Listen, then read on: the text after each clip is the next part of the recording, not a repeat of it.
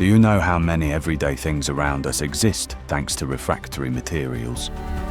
For example, every smartphone in your pocket relies on refractory materials. Here's why. Smartphones are made using glass, aluminum, copper, lithium-ion batteries, silicon chips, and ceramics. All of these materials are created and processed at extremely high temperatures.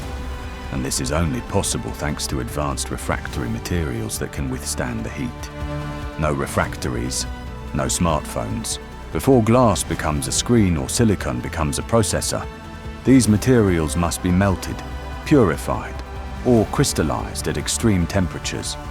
Refractory linings protect the furnaces, molds, and reactors, and ensure stable conditions during the process. They also keep workers safe from the dangerous heat involved in electronics manufacturing. Refractories not only make production possible, their quality impacts the quality of smartphone components. Precise thermal control ensures optimal material structure and chemical properties. This results in sharper screens, faster chips, stronger casings, longer battery life, and more reliable smartphones. From furnace to fingertips, refractories make it possible.